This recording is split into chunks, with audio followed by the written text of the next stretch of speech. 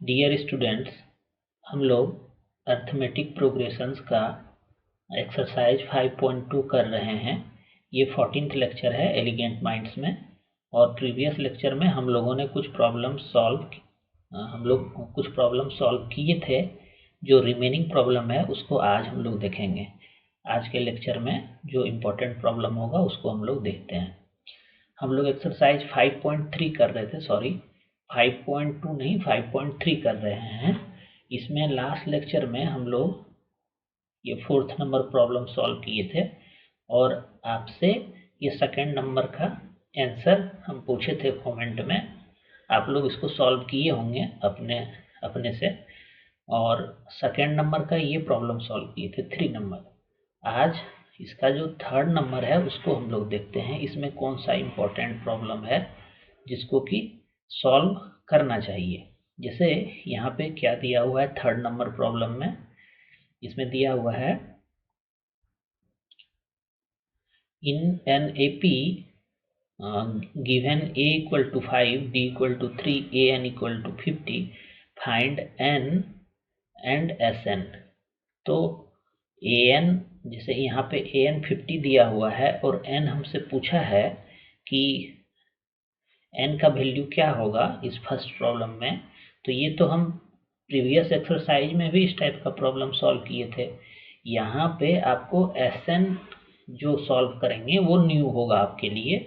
वो भी हमारा अगर आप प्रीवियस लेक्चर देखे होंगे तो आप इसको आसानी से n और Sn का वैल्यू फाइंड कर सकते हैं। ठीक है, तो अभी इसको हम नहीं लेंगे। इस सेक्शन में 3rd नंबर प्रॉब्लम में जो सबसे स्टैंडर्ड प्रॉब्लम होगा उसको हम सॉल्व करेंगे। ठीक है, बाकी आप खुद से करिएगा, अगर दिक्कत होगा तो आप हमें बताइएगा। तो फर्स्ट नंबर ये था, ये तो आसानी है। 2nd नंबर क्या है, ए दिया हुआ है, ए 13 मतलब 13th टर्म दिया हुआ है 35 है।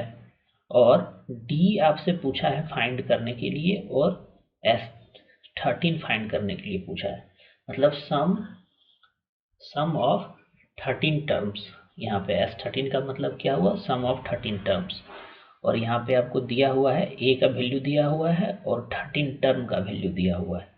ठीक है, इसको हम एक सॉल्व कर लेते हैं। ठीक है, बाकी इससे जो सिमिलर होगा वो आप खुद से करिएगा।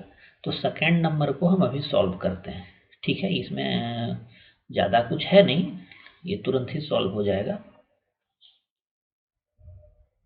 तो सबसे पहले हमारे पास वैल्यू क्या क्या है वो लिख लेते हैं। a इक्वल टू दिया हुआ है, a का मतलब क्या है, फर्स्ट टर्म ऑफ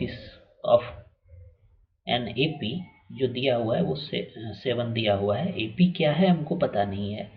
और A13 दिया हुआ है, A13 का मतलब 13th टर्म इस AP का 35 है। और हमें फाइंड क्या करना है, हमें फाइंड करना है D कॉमन डिफरेंस फाइंड करना है। और क्या फाइंड करना है, सम ऑफ 13 टर्म। जिस AP का ये है, ये सभी डिटेल्स, उसका सम फाइंड करना है अप टू 13 टर्म्स तक। ठीक है, तो सबसे पहले हम AP फॉर्म कर लेते हैं। AP फॉर्म कर लेंगे तो फिर एक पिक्चर क्लियर होगा। ठीक है, तो हमारे पास A पता है लेकिन D नहीं पता है। अगर A और D दोनों पता होता हमको तो फिर हम AP फॉर्म कर सकते थे। और D कहाँ से फाइंड करेंगे, D हम लोग यहाँ से फाइंड करेंगे। ये जो दिया हुआ है ना A13 इक्वल टू 35, इससे फाइंड करेंगे। तो हम लोग यहाँ पे nth टर्म का फॉर्मूला यूज करेंगे। nth टर्म इक्वल टू होता है an equal to a plus n minus 1 into d, common difference ये होता है। यहाँ से ए एन के प्लेस पे एन का वैल्यू क्या ले लेंगे हम, यहाँ पे एन 13 दिया हुआ है तो एन इक्वल टू 13 के लिए हम सॉल्व करेंगे इसको। तो A13 इक्वल टू हम लिख सकते हैं, फर्स्ट टर्म क्या है 7 है इस AP का, तो 7 लिखेंगे। और एन का वैल्यू क्या हो जाएगा, 13 हो जाएगा, 13 माइनस 1 12 हो जाएगा। और डी तो रहेगा ही। ठीक है, A13 का भी वैल्यू सॉरी A13 का वैल्यू दिया हुआ है 35, तो इसको आप इसमें पुट कर दीजिए। तो 35 इक्वल टू 7 प्लस 12d हो गया यहाँ पे, ठीक है, इसमें कोई इशू नहीं है। फिर इससे अगर आगे हम चलते हैं तो देखिए 7 इसमें आके सब्ट्रैक्ट होगा नेक्स्ट स्टेप में, तो ये 28 हो जाएगा, ये 28 हो जाएगा और इधर 12d रहेगा। सही जा रहे हैं ना हम लोग, कुछ प्रॉब्लम तो नहीं है? हाँ सही है ये, हो कैलकुलेशन मिस्टेक तो नहीं है? नहीं, कैलकुलेशन मिस्टेक तो नहीं है इसमें। d इक्वल टू 28/12 मिला, और यहाँ से हमको d का जो वैल्यू मिलेगा वो क्या मिल रहा है, 28/12 मिलेगा, ठीक है। अब हमारे पास d है, a है, और हमको sum up to 13th term find करना था, तो हम ये वाला फॉर्मूला यूज कर लेंगे, सम ऑफ एन, जो पढ़े हैं sum of n terms of an AP, ये फॉर्मूला यूज कर लेंगे। ये क्या था, n/2 था, 2 times of first term 2a plus n-1 into common difference, यही था ना, यही हम लोग देखे थे, इसको प्रूव भी किए थे, ये फॉर्मूला कहाँ से आया है। तो इसमें हमको क्या फाइंड करना है, S13 फाइंड करना है। तो n इक्वल टू 13 के लिए आप इसको करेंगे तो 13/2 हो जाएगा, और a का वैल्यू हमको पता है, a का वैल्यू क्या है, 7 है, तो ये 14 हो जाएगा, और 13 टर्म के लिए फाइंड कर रहे हैं तो ये 12 हो जाएगा, और d हम फाइंड कर चुके हैं यहाँ से, तो d के प्लेस पे d का वैल्यू रख देते हैं 28/12, ठीक है। यही सॉल्व करना है, ये आप जब सॉल्व करेंगे तो आपको आंसर मिल जाएगा। ये कुछ ज़्यादा डिफिकल्ट था नहीं, फिर भी एक बार हम इसको देख लिए, ठीक है। अब हम लोग देखते हैं दूसरा कौन सा ऐसा प्रॉब्लम है जिसको कि अभी सॉल्व करना सही रहेगा। तो सेकंड नंबर उतना ज़्यादा था नहीं, बस आपका रिवीजन हो गया कि हम लोग क्या क्या पढ़े हैं अभी तक और क्या क्या अप्लाई कर सकते हैं। उसी तरह से इस सेक्शन में जो भी प्रॉब्लम है ना, कोई भी वैसा नहीं है, सब में वैसा ही है जो कि आप खुद से फाइंड कर सकते हैं, ठीक है। तो इस सेक्शन को, हाँ जैसे ये 10th नंबर प्रॉब्लम है, इसको एक बार देख लेते हैं। 10th नंबर प्रॉब्लम में क्या बोल रहा है, 10th नंबर प्रॉब्लम में आपको L का वैल्यू दिया हुआ है। L मतलब क्या होता है, L का मीनिंग क्या होता है, last term of AP, last term, L last term को हम लोग किससे डिनोट करते हैं, L से डिनोट करते हैं ना, तो वही लास्ट टर्म दिया हुआ है, और सम दिया है 144, and there are total 9 terms, और टोटल टर्म्स जो है इस एपी में वो 9 ही है, मतलब n का वैल्यू आपको दिया हुआ है। क्या क्या वैल्यू है हमारे पास, L का वैल्यू है, L इक्वल टू 28 है, मतलब लास्ट टर्म जिस एपी का ये बात कर रहा है उसका 28 है, और इसमें टोटल कितने टर्म्स हैं, 9 टर्म्स हैं, ठीक है। तो ये जो L है ये क्या हो जाएगा, 9th टर्म हो जाएगा ना, क्योंकि इसमें 9 टर्म ही है, तो A9 यही हो जाएगा, यही इनडायरेक्टली बोलना चाह रहा है। टोटल जब इसमें 9 टर्म्स है इस एपी में, और उसका लास्ट टर्म 28 है, इसका मतलब क्या है, 28 जो है इस एपी का 9th टर्म है, लास्ट टर्म है, ठीक है। और सम कितना दिया है, सम ऑफ 9 टर्म्स का बात कर रहा होगा ना, क्योंकि यहाँ पे इसने कुछ स्पेसिफाई नहीं किया है, मतलब ये एपी के सभी टर्म का सम का जो वैल्यू है 144 है, 144 है, ठीक है। ये सब डाटा मेरे पास है, और हमसे पूछा क्या है, फाइंड ए फाइंड करने के लिए बोला है, तो हम फिर से यहाँ पे वो फॉर्मूला यूज कर लेंगे, एस एन इक्वल टू जो होता है, एस एन इक्वल टू क्या होता है, n/2, ये बार बार हम लिखेंगे क्योंकि ज़रूरत थी इसका, बार बार पढ़ा रहा है, 2 times of first term plus n-1 into common difference, ये sum of n terms of an AP का फॉर्मूला है, ठीक है। और एक और फॉर्मूला हम लोग पढ़े थे, sum of n terms of an AP, जो कि इसी फॉर्मूला से आया था, वो क्या था, n/2, और इसको 2a को हम लोग a+a लिख के जो लाए थे, a+l आया था, ये आया था ना, तो हमको लग रहा है ये वाला फॉर्मूला इस पे ज़्यादा सूटेबल होगा, ठीक है। देख लेते हैं कौन सा यूज हो रहा है यहाँ पे। तो n का वैल्यू मेरे पास 9 है, n का वैल्यू तो 9 है, a का वैल्यू हमको पता करना है, और l का वैल्यू भी दिया हुआ है। देखिए इस फॉर्मूला से कितनी आसानी से ये प्रॉब्लम सॉल्व हो जाएगा, इस फॉर्मूला का अगर हम यूज करें तो एस एन के प्लेस पे क्या रखेंगे, 9 रखेंगे। एस 9 इक्वल टू क्या हो जाएगा इस फॉर्मूला से, 9/2 होगा, ठीक है, 9/2। और ए का वैल्यू हमको पता नहीं है तो ए के प्लेस पे ए ही रहेगा। और एल का वैल्यू पता है हमको कितना है, 28 है। जबकि आप इसको दूसरा तरीका से भी फाइंड कर सकते थे, लेकिन अगर आसानी से फाइंड हो रहा है तो हम दूसरे तरीका से क्यों फाइंड करें। लेकिन आप एक बार इसको ट्राई जरूर करिएगा दूसरे तरीका से फाइंड करने का। उससे होगा क्या कि आपका इस पे समझ विकसित होगा, आप इसको इस टॉपिक को अच्छे से समझ पाएंगे। अब S9 का वैल्यू मेरे पास है 144, तो सब्स्टिट्यूट कर देते हैं सभी का वैल्यू यहाँ पे, और ये 9/2 है, और ये ए का वैल्यू हमको फाइंड करना है, और ये 28 हम पहले से ही लिख के रखे हैं, ठीक है। अब इसको सॉल्व करने के लिए हम क्या कर सकते हैं, देखिए इसको सॉल्व करने के लिए हम क्या करेंगे, इस 2 को इधर लेते आएंगे तो 2 × 144 हो जाएगा, डिवाइडेड बाय 9 हो जाएगा, ठीक है।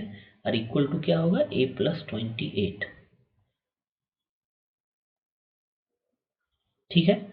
अब इसको देखते हैं ये कैंसिल आउट होता है क्या, 9 से कैंसिल आउट होगा क्या, हाँ होगा। 9 1 से चला जाएगा और 16 से चला जाएगा, मतलब ये 32 आ रहा है आपका, ये कैंसिल आउट होके 32 आएगा लेफ्ट हैंड साइड में, और इधर a + 28 रहेगा। और a का वैल्यू आप यहाँ से आसानी से फाइंड कर सकते हैं, a इक्वल टू क्या हो जाएगा, 32 - 28 मतलब 4 आ गया, यही आंसर हो गया। ये प्रॉब्लम था नहीं, लेकिन अगर इसमें आपका आप समझ चुके हैं अच्छे से कि एपी क्या होता है, इसका फॉर्मूला कहाँ से आया है, ये इसमें कौन कौन सा फॉर्मूला होता है, तो सभी चीज़ को आप एक साथ अप्लाई करके इस प्रॉब्लम को बहुत आसानी से सॉल्व कर सकते थे, ठीक है। हम लोग साथ में मिलकर सॉल्व कर लिए। इसका जो रिमेनिंग प्रॉब्लम है वो आप खुद से करिएगा, और अगर कोई प्रॉब्लम सॉल्व नहीं होता है या कुछ और भी किसी चीज़ में दिक्कत आता है आपको, तो आप हमें कमेंट के जरिए ज़रूर बताएं, ठीक है। अब हम लोग नेक्स्ट प्रॉब्लम की ओर बढ़ते हैं, देखते हैं नेक्स्ट प्रॉब्लम क्या है। इसी एक्सरसाइज का जो 4th नंबर प्रॉब्लम है उसमें क्या बोला जा रहा है, how many terms of the AP, एक एपी दिया हुआ है आपको, must be taken to give a sum of 636। मतलब एसएन आपके पास दिया हुआ है, एसएन का वैल्यू आपको दिया हुआ है, लेकिन टर्म पता नहीं है कि किस टर्म तक का ये सम है, लेकिन एसएन आपको दिया हुआ है, कितना दिया हुआ है, 636 दिया हुआ है, और एपी दिया हुआ है। एपी दिया हुआ है तो हम ए भी फाइंड कर सकते हैं, ए इसका 9 हो जाएगा। इसका डी भी फाइंड कर सकते हैं हम लोग आसानी से, डी कितना हो जाएगा, A2 - A1 होता है तो 17 - 9 हो जाएगा, ये 8 आएगा। मतलब मेरे पास ए का वैल्यू है, डी का वैल्यू है, तो आप इसका ये फॉर्मूला है, sum of n terms of an AP use करके आसानी से एन का वैल्यू निकाल सकते हैं, कोई है ही नहीं इशू। एक बार हम इसको लिख देते हैं, n/2 होता है ये, और ये 2 times of first term plus n-1 into common difference. लेकिन यहाँ पे जो आपको आएगा ना n का वैल्यू, वो क्वाड्रेटिक इक्वेशन आएगा। इसको सॉल्व कर लेते हैं, ठीक है। तो Sn हमको, Sn का वैल्यू दिया हुआ है 636, तो 636 हम लिखेंगे Sn के प्लेस पे, 636 हम राइट डाउन कर दिए। n का वैल्यू हमको पता नहीं है तो n जैसा था वैसा ही रखेंगे हम, और a का वैल्यू हमको पता है 9 है, तो 2 × 9 18 हो जाएगा। आप चाहें तो इसमें एक और स्टेप आगे बढ़ाकर लिख सकते हैं, 2 × a का वैल्यू लिखेंगे, फिर नेक्स्ट स्टेप में 18 लिखेंगे। वैसे भी आप कर सकते हैं, वैसे भी करना सही है, लेकिन हम यहाँ बस आपको समझाना चाह रहे हैं, इसलिए हम कुछ स्टेप्स स्किप कर दे रहे हैं। और डी का वैल्यू कितना है, 8 है, तो 8 यहाँ मल्टीप्लाई हो जाएगा, ठीक है। ये आएगा, इस 2 को हम इधर ला सकते हैं आसानी से, कोई इशू नहीं है इसमें। तो 2 को जब इधर लेते आएंगे तो ये क्या हो जाएगा, 2 हो जाएगा, 2 से मल्टीप्लाई होके 12 हो गया, 6 7 हो गया ये, और ये 12 हो गया। इतना ही होगा, अगर इसमें 2 से मल्टीप्लाई करेंगे तो। और इधर क्या बचेगा, n तो बचेगा ही, और क्या बचेगा 18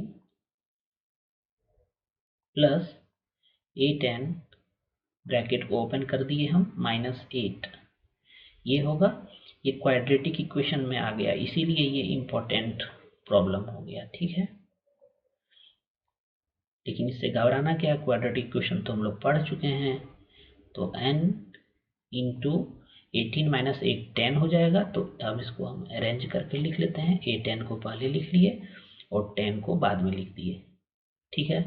फिर इसको हम अगर फर्दर सॉल्व करेंगे तो 1272 इधर रहेगा और इधर क्या आ जाएगा, 8n स्क्वायर आ जाएगा, 8n square plus 10n।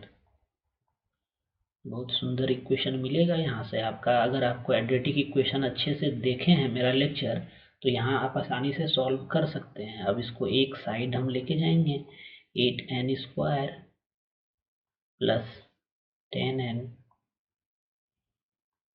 Minus 12 1272 equal to 0। ये जो आया मेरा, ये क्वाड्रेटिक इक्वेशन आया, देखिए इसको गौर से। ये जो आया है ये क्वाड्रेटिक इक्वेशन आया है, ठीक है।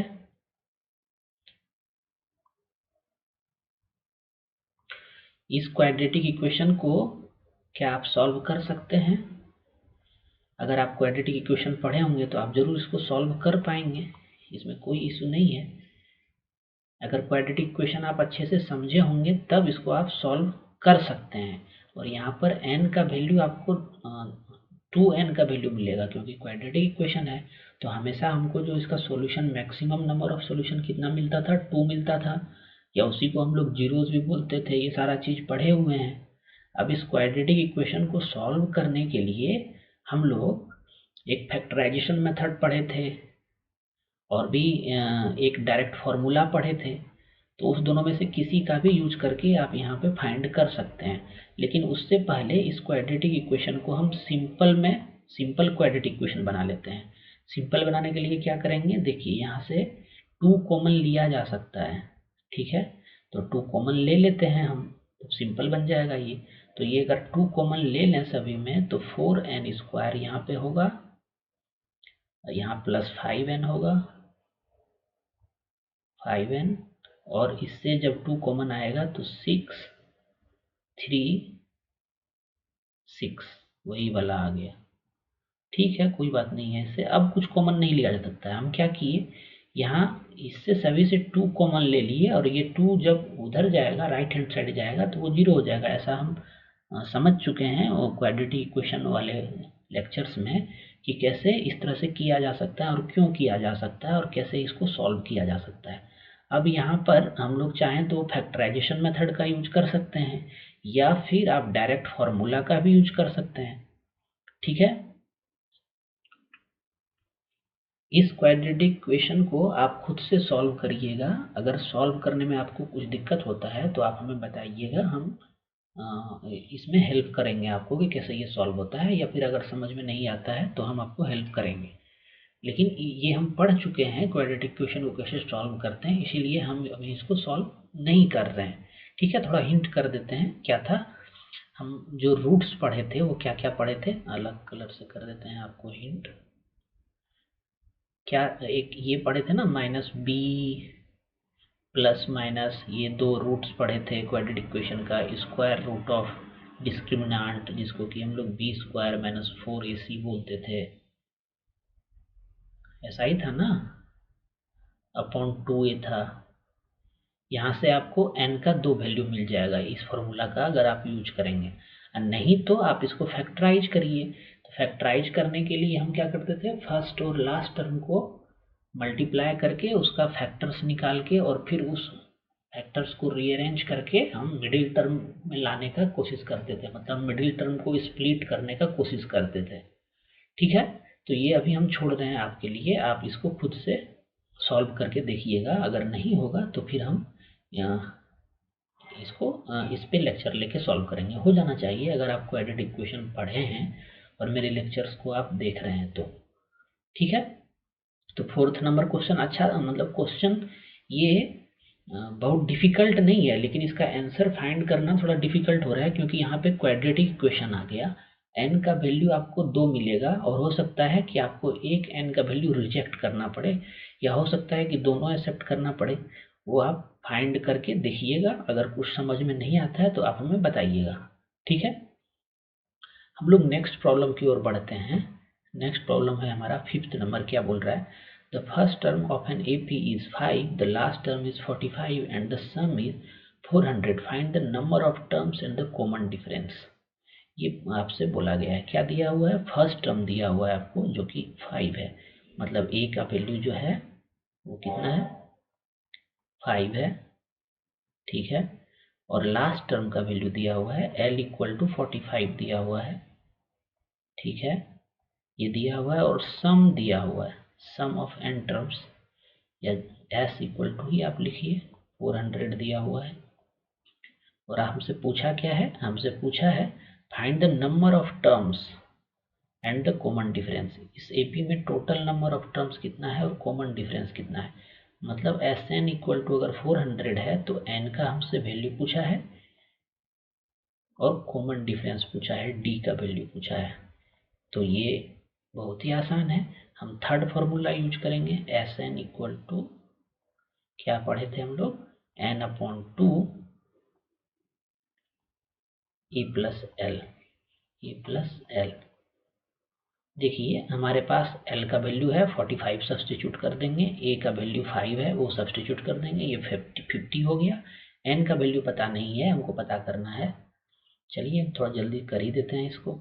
एस एन के प्लेस पे 400 आ जाएगा, और एन का वैल्यू हमको पता नहीं है, तो एन के प्लेस पे हम एन ही रहने देंगे। और ए कितना है? 5 है, और एल कितना है? 45 है, तो मतलब ये 50 हो गया, ठीक है। और इसको आप फर्दर सॉल्व करेंगे तो क्या हो जाएगा? ये 25 एन हो जाएगा, और एन का जो वैल्यू मिलेगा आपको, क्या मिलेगा? 400 अपॉन 25 मिलेगा, और ये कैंसल आउट होके कितना मिलेगा आपको? 16 मिलेगा। एन का वैल्यू यहाँ से पता चल गया हमको कि इस एपी में नंबर ऑफ टर्म्स कितना है? 16 है, ठीक है। और इसका फर्स्ट टर्म 5 है, और इसका 16th टर्म कौन सा है?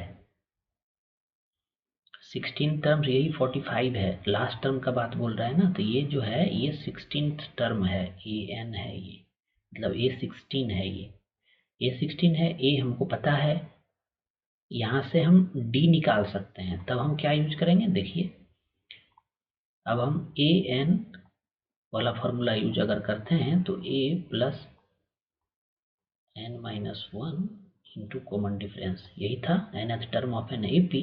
तो ए एन 16 हम ले रहे हैं, एन का वैल्यू 16 ले रहे हैं, तो ए 16 के प्लेस पे क्या हो जाएगा? 45 हो जाएगा। ए का वैल्यू हमको पता है, ए का वैल्यू 5 है, और एन का भी वैल्यू पता है, कितना है? एन का वैल्यू 16 फाइंड किए हैं, 16 माइनस 1 15 हो जाएगा, प्लस 15d। यहाँ से आप आराम से डी का वैल्यू फाइंड कर सकते हैं, कोई दिक्कत होगा ही नहीं, ठीक है। तो इस तरह से आप फाइंड करिएगा ये, क्योंकि ये बहुत ज़्यादा डिफिकल्ट नहीं है, इसीलिए हम इस पर ज़्यादा टाइम आपका लेना नहीं चाह रहे हैं, ठीक है। जो इम्पोर्टेंट प्रॉब्लम होगा उस पर हम ज़्यादा टाइम देंगे, जिसमें समझने के लिए कुछ होगा। ऐसे अगर इन सभी प्रॉब्लम में भी आपको कुछ दिक्कत होता है तो आप हमसे बोल सकते हैं, हम इस तरह के प्रॉब्लम को भी अच्छे से समझा देंगे लेक्चर लेके, ठीक है। 6 नंबर प्रॉब्लम क्या है? The first and the last term of an AP is 17 and 350 respectively. तो ये ए हो गया हमारा, 17 है, ये एल हो गया। If the common difference is 9, ये डी हो गया common difference. How many terms are there and what is their sum. इसमें आपसे क्या पूछा? इसमें पूछ रहा है कि कितने, इसमें नंबर ऑफ टर्म्स कितना है और उसका सम क्या है। आपको एन का वैल्यू निकालना है, और क्या निकालना है आपको? एस एन का वैल्यू निकालना है, सम ऑफ एन टर्म्स। ये दो चीज फाइंड करना है। तो कौन सा फॉर्मूला यूज करेंगे आप देख लीजिए।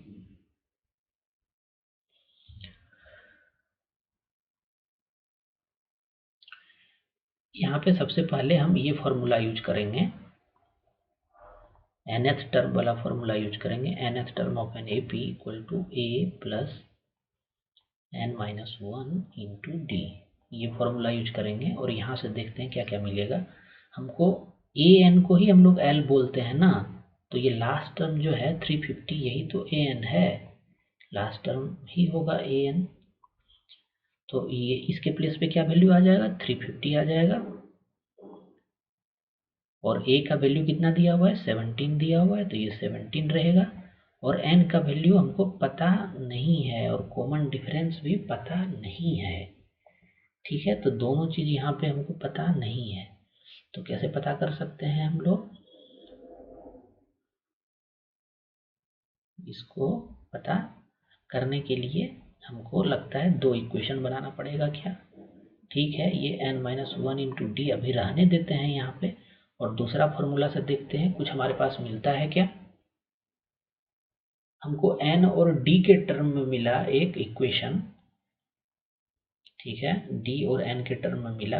अगर हम Sn वाला फॉर्मूला यूज करें, first term and last term of this, हाँ एक सेकेंड, ओ सॉरी, यहाँ पे d दिया हुआ है ना, 9 दिया हुआ है, d 9 है ना, तो आप d का वैल्यू यहाँ पे जब पुट करेंगे तो आपको n का वैल्यू मिल जाएगा यहाँ से। अब n का वैल्यू मिल गया तो आप Sn का वैल्यू आसानी से निकाल सकते हैं। थर्ड वाला फॉर्मूला यूज कर लीजिए, Sn equal to n upon two a plus l, क्योंकि a भी हमको पता है और l भी हमको पता है। ठीक है, तो आप ये आसानी से सॉल्व कर सकते हैं, इस फॉर्मूला का यूज करके आप Sn निकाल सकते हैं। और n तो यहाँ से निकल ही गया, d के प्लेस पे आप 9 रख देंगे। तो 6 नंबर प्रॉब्लम तक हम लोग देख चुके हैं। अब जो हम नेक्स्ट लेक्चर इस एक्सरसाइज का आएगा तो उसमें हम लोग इसका नेक्स्ट वाला प्रॉब्लम डिस्कस करेंगे। अगर कोई प्रॉब्लम डिफिकल्ट हुआ तो उसको हम यहाँ पे सॉल्व करेंगे, और अगर सिमिलर हुआ तो आप खुद से सॉल्व करिएगा। ठीक है, find the sum of the first 22 of the, ये सभी इजी है। 7th नंबर प्रॉब्लम भी इजी है। Find sum of first 51 if second and third term is this and this respectively.